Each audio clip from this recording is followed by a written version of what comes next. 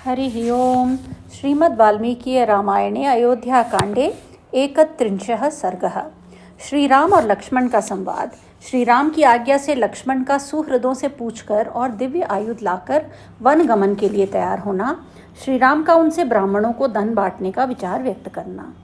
एवं श्रुत्वा स संवादं लक्ष्मणः पूर्वमागतः बाष्पपर्याकुलमुखः शोकं सोढुमशक्नुवन्। जिस समय श्रीराम और सीता में बातचीत हो रही थी, लक्ष्मण वहां पहले से ही आ गए थे। उन दोनों का ऐसा संवाद सुनकर उनका मुखमंडल आंसुओं से भीग गया। भाई के विरह का शोक अब उनके लिए भी असह्य हो उठा। सभ्रातुश्चरणौ गाढं निपीड्य रघुनन्दनः सीतामुवाचा तियशां राघवं च महाव्रतम्।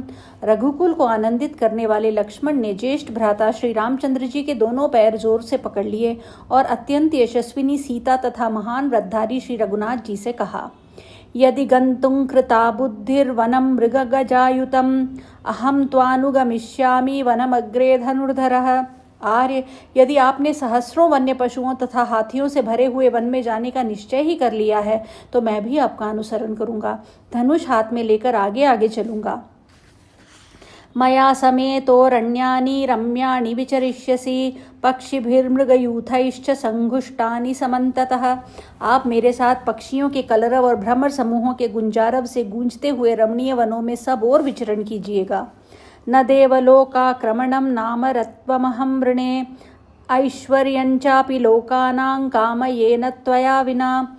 मैं आपके बिना स्वर्ग में जाने, अमर होने तथा संपूर्ण लोगों का ऐश्वर्य प्राप्त करने की भी इच्छा नहीं रखता।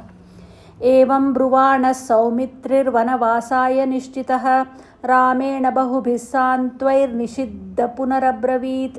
वनवास के लिए निश्चित विचार करके ऐसी बात कहने वाले सुमित्रा कुमार लक्ष्मण को श्री रामचंद्र जी ने बहुत से सांत्वनापूर्ण वचनों द्वारा समझाकर जब वन में चलने से मना किया, तब वे फिर बोले, अनुज्ञातस्तु भवता पूर्वमेव यदस्म्यहं किमिदानीं पुनरपि क्रियते मे निवारणम। भैया, आपने तो पहले से ही मुझे अपने साथ रहने की आज्ञा दे रखी है, फिर इस समय आप मुझे क्यों रोकते हैं?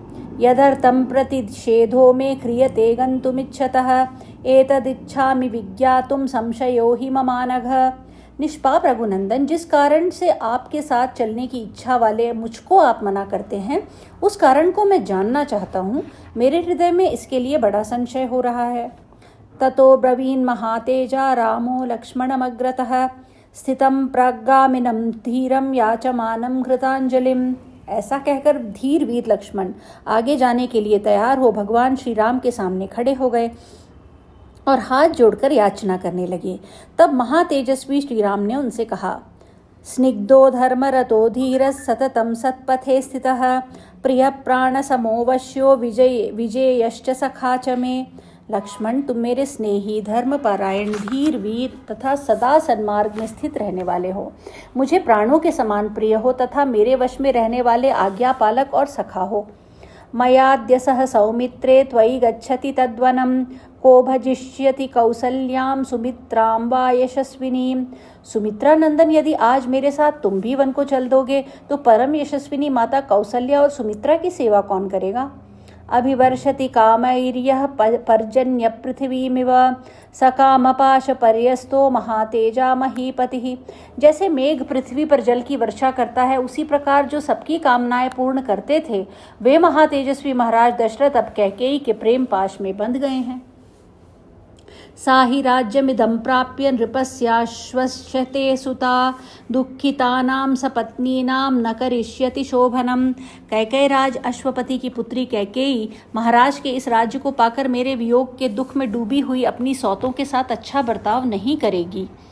न भरिष्यति कौसल्यां सुमित्रांच सुदुःखितां भरतो राज्यमासाद्य कैकेय्यां पर्यवस्थितः। भरत भी राज्य पाकर कैकेयी के अधीन रहने के कारण दुखिया कौसल्या और सुमित्रा का भरण पोषण नहीं करेंगे। तामार्यां स्वयमेवेह राजानुग्रहणेन वा सौमित्रे भर कौसल्या मुक्तमर्थममुञ्चर। अतः सुमित्रा कुमार, तुम यहीं रहकर अपने प्रयत्न से अथवा राजा की कृपा प्राप्त करके माता कौसल्या का पालन करो। मेरे बताए हुए इस प्रयोजन को ही सिद्ध करो।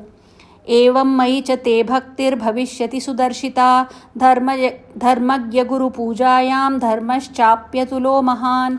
ऐसा करने से मेरे प्रति जो तुम्हारी भक्ति है वह भी भली भांति प्रकट हो जाएगी तथा धर्मज्ञ गुरुजनों की पूजा करने से जो अनुपम एवं महान धर्म होता है वह भी तुम्हें प्राप्त हो जाएगा। एवं कुरुष्व सौमित्रे मत्कृते रघुनंदनम अस्माभिर्विप्रहीणाया मातुर्नो न भवेत् सुखम। रघुकुल को आनंदित करने वाले सुमित्रा कुमार, तुम मेरे लिए ऐसा ही करो, क्योंकि हम लोगों से बिछड़ी हुई हमारी माँ को कभी सुख नहीं होगा, वह सदा हमारी ही चिंता में डूबी रहेगी। एवं मुक्तस्तु रामेण मुक्तस्तु रामेण लक्ष्मणया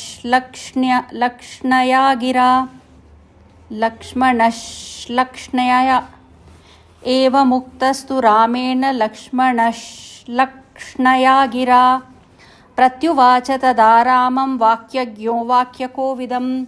श्री राम के ऐसा कहने पर बातचीत के मर्म को समझने वाले लक्ष्मण ने उस समय बात का तात्पर्य समझने वाले श्री राम को मधुर वाणी में उत्तर दिया। तवैव तेजसा वीर भरत पूजयिष्यति कौसल्याञ्च सुमित्राञ्च प्रयतो नास्ति संशयः। वीर आपके ही तेज प्रभाव से भरत माता कौसल्या और सुमित्रा दोनों का पवित्र भाव से पूजन करेंगे, इसमें संशय नहीं है। यदि दुस्थो न रक्षेत भरतो राज्यमुत्तमं प्राप्य दुर्मनसा वीरगर्वेण च विशेषतः तमहं दुर्मतिं क्रूरं वधिष्यामि न संशयः। तत्पक्षानपि तान् सर्वान् त्रैलोक्यमपि किं तु सा कौसल्या बिभ्रयादार्या सहस्रं मद्विधानपि यस्या सहस्रं ग्रामाणां जीविनाम्। वीरवर, इस उत्तम राज्य को पाकर यदि भरत बुरे रास्ते पर चलेंगे और दूषित हृदय एवं विशेषतः घमंड के कारण माताओं की रक्षा नहीं करेंगे, तो मैं उन दुर्बुद्धि और क्रूर भरत का तथा उनके पक्ष का समर्थन करने वाले उन सब लोगों का वध कर डालूंगा, इसमें संशय नहीं है। यदि सारी त्रिलोकी उनका पक्ष करने लगे तो उसे भी अपने प्राणों से हाथ धोना पड़ेगा, परंतु बड़ी माता कौसल्या तो स्वयं ही मेरे जैसे सहस्रों मनुष्यों का भी भरण कर सकती हैं, क्योंकि उन्हें अपने आश्रितों का पालन करने के लिए 1,000 गांव मिले हुए हैं। तदात्मभरणे चैव मम मातुस्तथैव च पर्याप्ता मद्विधानांच भरणाय मनस्विनी। इसलिए ये मनस्विनी कौसल्या स्वयं ही अपना, मेरी माता का तथा मेरे जैसे और भी बहुत से मनुष्यों का भरण पोषण करने में समर्थ है। कुरुष्व मामनुचरं वैधर्म्यं नेह विद्यते कृतार्थोऽहं भविष्यामि तव चार्थ प्रकल्प्यते।